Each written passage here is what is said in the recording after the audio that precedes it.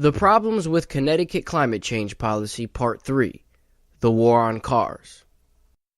In the first two parts of this series, we discussed the fallacy that man-made global warming is a fact, as well as how the methodologies that the state is using to calculate its supposed effects are not accurate. We are now going to examine one of the proposals that is constantly offered by state officials as a combative action towards fighting man-made global warming: the reduction of private motor vehicles.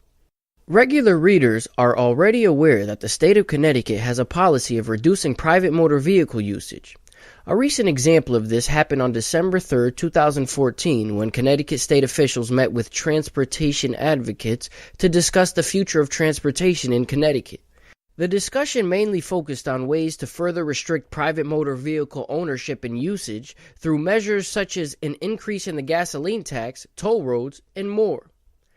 This analysis will show, using Connecticut climate change documents, how this anti-car philosophy in the state is derived from the idea that man-made global warming is a real and pressing issue in our society.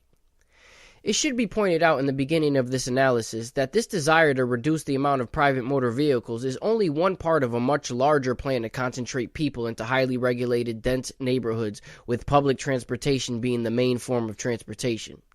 This type of centralized planning is known as smart growth and will receive its own analysis in a later section of this multi-series report. The state believes that they need to reduce greenhouse gas emission GHGs by 1 million metric tons per year over the next 40 years. According to their calculations, this is equivalent to the emissions from over 190,000 passenger vehicles each year.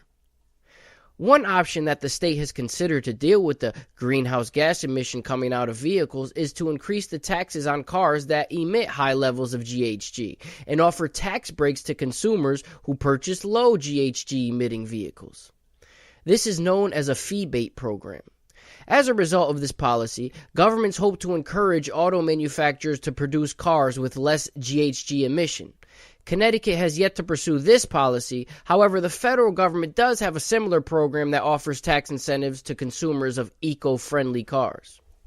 Encouraging car manufacturers to make cars with less GHG emissions is an option that the state continues to pursue. However, they admit that this will not be enough to reach their target goal in terms of passenger vehicle greenhouse gas emission.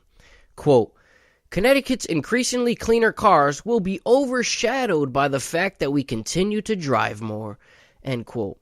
Because making cars cleaner will not be enough to reduce GHG emission to the level that the state would like, they pursue a policy of forcing people out of their cars and onto public transportation.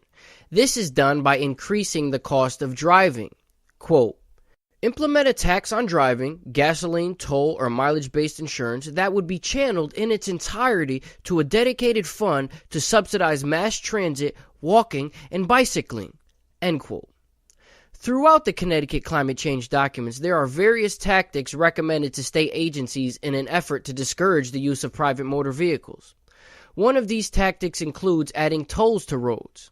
Formulas have been developed to calculate how much of an increase in the cost of driving is needed to reduce private motor vehicle trips, as can be seen by this excerpt taken from a 2004 state document pertaining to climate change. Quote, a recent Connecticut report completed an analysis of travel demand mode shifts that would result from a value pricing toll of 20 cents per mile in the Southwest Connecticut corridor. ConnDOT's travel demand model predicted that this pricing measure alone would create a 6% reduction in drive-alone trips, an increase in new rail trips of 72%, and an increase in bus use of 25%.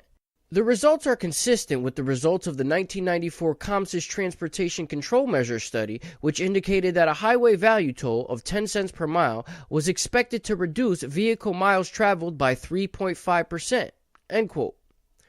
The 2005 Connecticut Climate Change Action Plan states that getting us out of our cars will not only be good for the environment, but it will also improve our health as a society. The idea seems to be that if the state can get people to use their bicycle or walk instead of taking their car, this will have health improvements for the individual. Quote, health benefits from increased mobility. Auto-centric development patterns have decreased mobility among adults and children, reducing opportunities for walking and bike riding. The Surface Transportation Policy Project released a report this year demonstrating a statistically significant correlation between sprawl, obesity, and hypertension. Research suggests that people in compact mixed-use areas reap benefits from increased opportunities to integrate walking and biking into their everyday routines. Smart growth seeks to encourage centralized mixed-use communities with well-developed pedestrian and bicycle infrastructure. Given the myriad health costs associated with inactivity, creating opportunities for increased mobility through smart growth has a clear, although unquantified in this analysis, economic value. End quote. Of course, taking your bicycle or walking to the park on a nice sunny day instead of using your car sounds like a nice idea. But when it is raining, cold, or snowing, and you have to get to work, school, appointments, etc., waiting around for public transportation would be a terrible scenario, and in many cases, unfeasible. The many positive benefits of having your own private motor vehicle are never stressed in these documents. The possible list of quotes and citations from these Connecticut climate change documents pertaining to the reduction of private motor vehicles is nearly endless. We could go on, but you get the point.